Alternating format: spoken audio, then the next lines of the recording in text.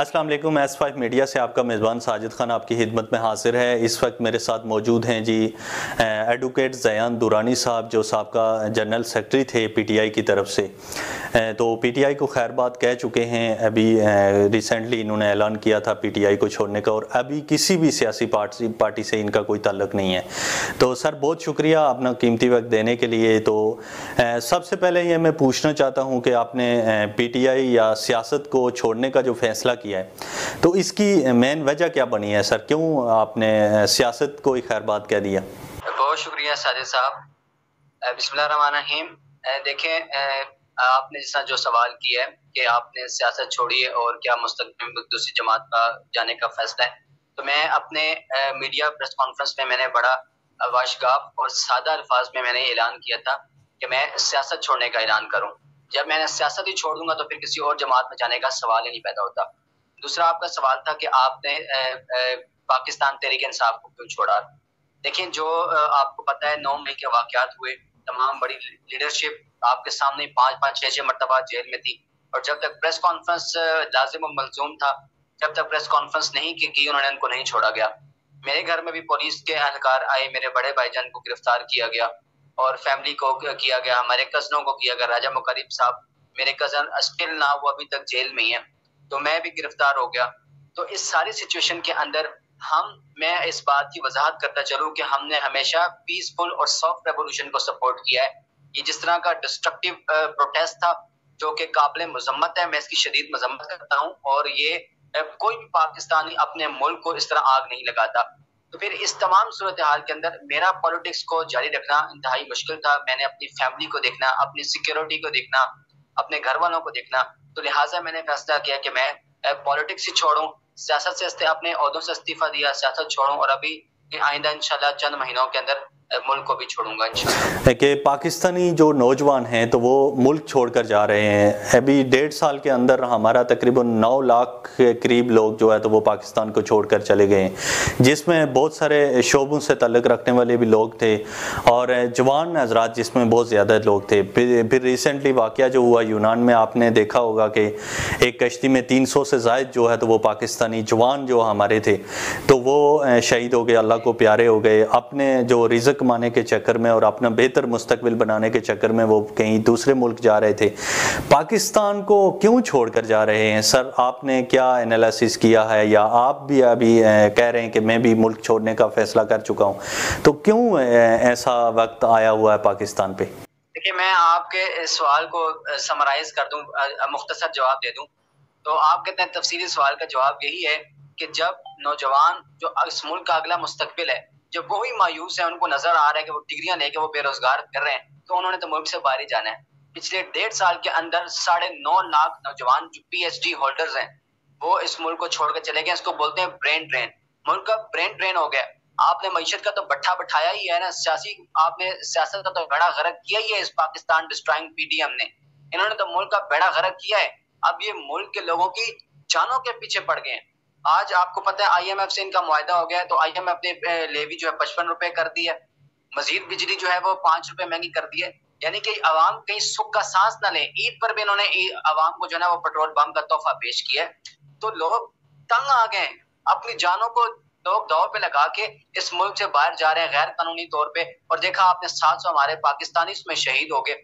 इतना, और मैं इस मीडिया का मैं बड़े अफसोस से कहना चाहता हूँ, मैंने मीडिया को मैंने बड़ा फेस किया है, मैंने बड़े इंटरव्यूज दिए हैं, लेकिन मुझे बहुत अफसोस अपने इस मीडिया पे कि ये इतना कंट्रोल मीडिया है कि जब तहरीक इंसाफ का दौर था तो पैका ऑर्डिनेंस जारी हुआ था कि भाई ये काला कानून है और ये सहाफियों का गला घोंट रहे हैं। आज सारा मीडिया ब्लैकआउट किया, आज सहाफी क्यों नहीं बोल रहे? ज़यान साहब, आप क्योंकि कानूनदान हैं, कानून को अच्छी तरह से जानते हैं, तो एक जो हमारी जो KP की और खैबर पख्तूनख्वा की जो हुकूमतें हैं, तो निगरान हुकूमत आती है इलेक्शन करवाने के लिए, मगर हमने देखा है कि ये जो हुकूमतें आई हैं तो ये हम पे मुसल्लत हो गई हैं, जाने का नाम ही नहीं ले रहे हैं। और इलेक्शन हमें दूर दूर तक, जैसे हम देखते थे कि ईद का चांद नज़र आएगा, इस तरह हम अभी देख रहे हैं कि इलेक्शन का कहीं कोई ऐलान हो जाए। तो इस हवाले से कानून और आइन क्या कहता है? क्या ये निगरान हुकूमत जो अभी बैठी हुई है, गरीबों के जो सेहत कार्ड इन्होंने ख़त्म कर दिए और जो गरीबों पे मज़ीद जो है तो वो एक्शन लिए जा रहे हैं, हैं, कभी किसी के घर में पुलिस घुस जाती है, तो यही निगरान हुकूमत सारे काम करवा रही है। तो क्या ये निगरान हुकूमत का ये काम होता है? क्या इलेक्शन की डेट हमें मिलेगी, या इस हवाले से आइन क्या कहता है? सर साजिद साहब, आपने बड़ा अच्छा सवाल किया है। लेकिन ये पाकिस्तान की तारीख 75 साल तारीख में किसी निगरान सेटअप ने इतनी बदमाशी नहीं की जिस तरह ये मोहसिन नकवी और केपीके की निगरान सेटअप करें। आइन कहता है कि जब असेंबली डिसॉल्व होगी अपने चीफ मिनिस्टर के साइन से, तो प्रोविंशियल असेंबली उसके 90 रोज के अंदर इंतखाबात होंगे। अगर फेडरल गवर्नमेंट अपनी पूरी करेगी मुद्दत, तो 60 रोज के इंतखाबात होंगे। अब आइन कहता है हेल्ड ऑन 90th डे, कि 90 रोज के अंदर ही होने हैं।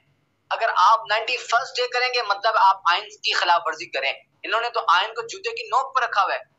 ये तो आइन को तस्लीम ही नहीं करते। एक केयर टेकर गवर्नमेंट जिसका काम जो अपना जो है वो करोड़ तबादला नहीं कर सकती, वो एक जमात को क्रश करने में लगी है। कहते हैं हम इनके प्रोटोकॉल्स नहीं खत्म होते। अभी पूरे मुल्क के पे इनके पास इनके एमएनएस के लिए अरबों रुपए के फंड इन्होंने जारी किए हैं, लेकिन इलेक्शन के लिए 20 अरब रुपए नहीं है। कभी कहते हैं सिक्योरिटी नहीं है, कभी क्या ड्रामे है। इलेक्शन कमीशन जिसका काम है इलेक्शन की डेट देना, वो बदमाश बन के बैठा हुआ है एक जमात को क्रश करने के लिए। वो अब मनमानी की है। चेयरमैन सेनेट है, वो अपनी मराद दे रहे हैं। इलेक्शन कमीशन साहब है, उनको जो है 25-30 करोड़ रुपए का आलीशान महल बना के दे दिया, वो अपना खुश है। यानी कि इस मुल्क में गरीब मर रहा है तो मर जाए, मुल्क तबाह हो रहा है तो हो जाए, इनको तो मराद मिर नहीं है। ये तो खुश है। इस मुल्क ये मुल्क सरजमीने पे आइन है, इसमें कोई आइन की वुकत नहीं है। आइन बड़ा वाज़ेह है। ये केयर टेकर गवर्नमेंट जिसकी इतनी हैसियत नहीं है कि ये तकर्रुर तबादला करे, ये बैठ के जो है वो चीफ मिनिस्टर साहब ऊपर से 2 महीने के लिए इस तरह फालतू बैठे हुए हैं। और मुझे बड़े अफसोस से कहना पड़ा है, मैं आपके इस चैनल से चीफ जस्टिस पाकिस्तान अतर मिनल्ला साहब से हाथ जोड़ के रिक्वेस्ट कर रहा हूँ कि सर आप चीफ जस्टिस ऑफ पाकिस्तान है, इंसाफ की सबसे बड़ी मसनद में बैठे हैं, आपको गालियां दे रहे हैं पार्लियामेंट में। कभी कहते हैं हम 2 बेंच को नहीं मानते, 3 जजेस के बेंच को नहीं मानते। कभी कहते हैं आपकी सास की ऑडियो निकाल देते हैं। आप चीफ जस्टिस ऑफ पाकिस्तान है। अगर आप इस मुल्क के आइन का दिफा नहीं कर सकते, तो देन फॉर गॉड सेक आप प्लीज रिजाइन कर दें। किसी ऐसे बंदे को आने दें जो अब इस मुल्क में आइन और कानून की बालादस्ती को कायम कर सके। यहाँ तो वही 91-96 वाला हिसाब हो रहा है जो सजाद अली शाह के साथ हुआ था, उनको कमरे में बंद कर दिया। कभी ये आके पार्लियामेंट उसके सुप्रीम कोर्ट के सामने आ गई है, एहतजाज करते हैं, मौलाना साहब धरने देते हैं, आप गालियां देते हैं जजेस को, जजेस के फैसले नहीं मानते। क्या हमने कहा था कि रात के 12 बजे हमारी गवर्नमेंट गिरा दी है, हम फैसला नहीं मानते? हम तो कानून को सुप्रीमेसी ऑफ लॉ पे बिलीव करने वाले हैं। ये कौन सी गवर्नमेंट आ गई है जिसके सामने चीफ जस्टिस इतना बेबस है? चीफ जस्टिस ने सदर पाकिस्तान ने डेट दी, इलेक्शन कमीशन ने नहीं मानी।